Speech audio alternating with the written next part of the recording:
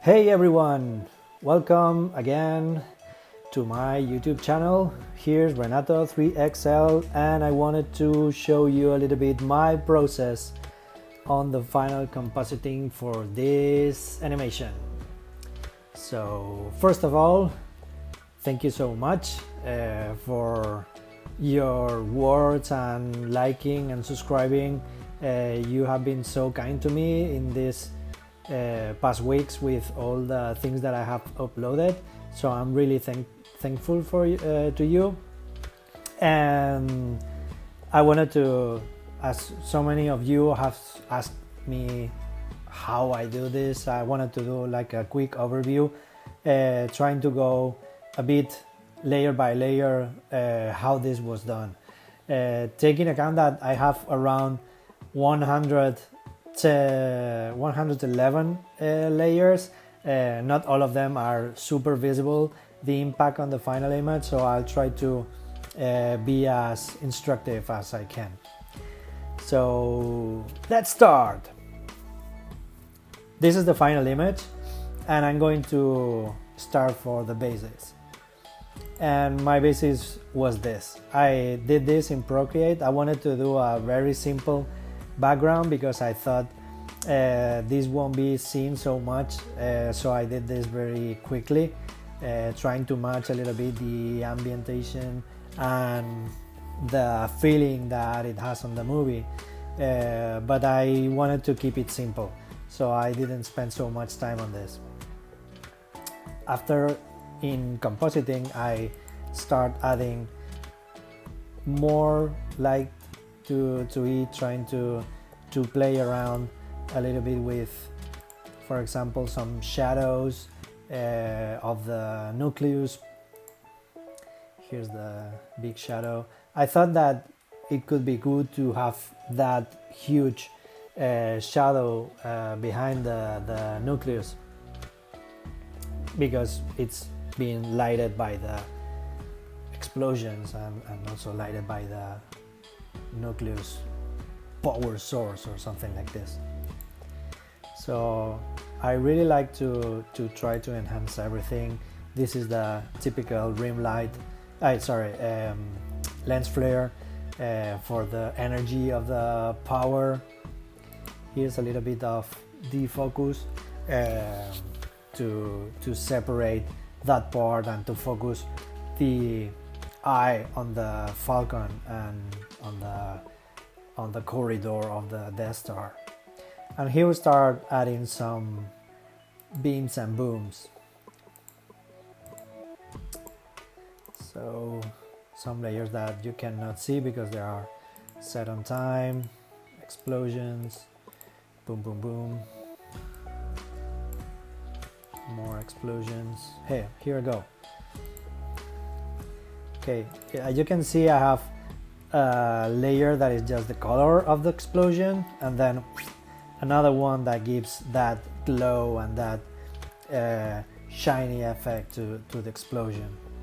I did a basic explosion, that was the big one, and then some different mini explosions to add it and to repeat it for having a more dynamic and a more a big scale explosion. As you can see, now you cannot appreciate so many explosions because this frame is quite far in the animation, and basically you cannot see anything that is behind. So this is just some of the remains of the big one. So here, as you can see, you cannot even see those explosions. So here we go with the big stuff. This is my color layer, and as you can see, it's just basic flat colors and some texture to it, but it's not even really thought. I just wanted to have something as a base. I add a little shadow to pop up some volumes and start separating stuff one from each other. Mandatory for me, a line layer.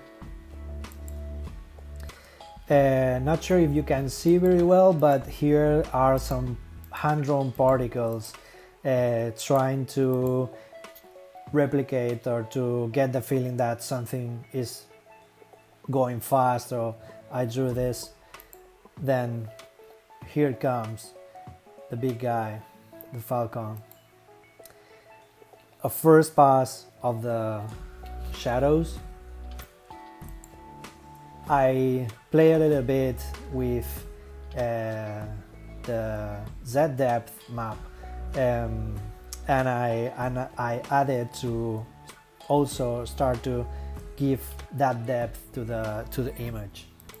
And layer by layer, I used to play to have that feeling of this is cool, and especially this is in front, this is below, this is more important. Trying to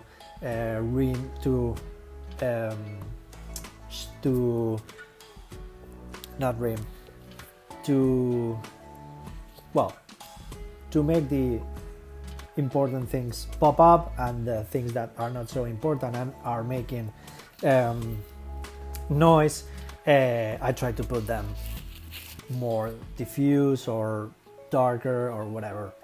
So here we have our first boost on the light. That is some explosions that are happening in the background.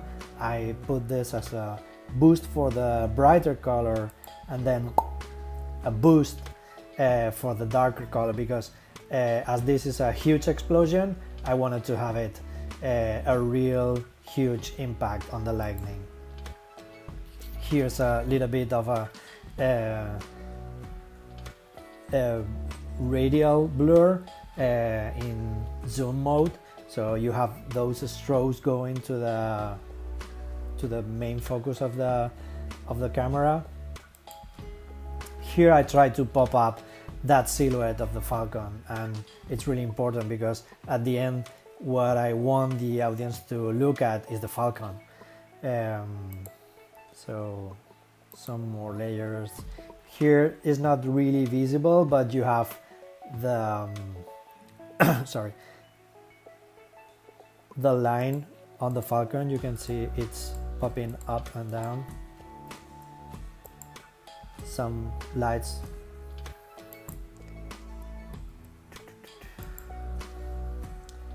More stuff, and then here comes the big thing. Some debris, some explosions in the background, more debris, more explosions.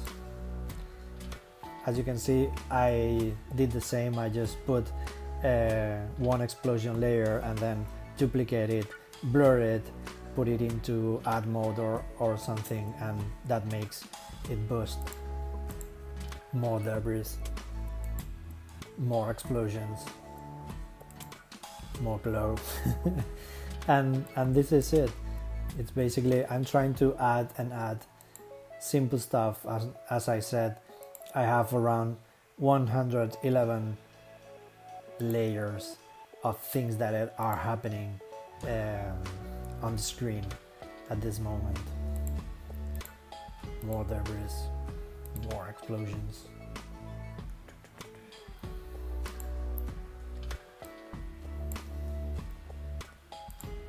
And yeah, I think I'm getting to the end, because as I said, I have lots of layers that you cannot see actually, because as this is a timeline, they are put it in different moments on the animation. Here is one that you can see, that is the engine of the Falcon.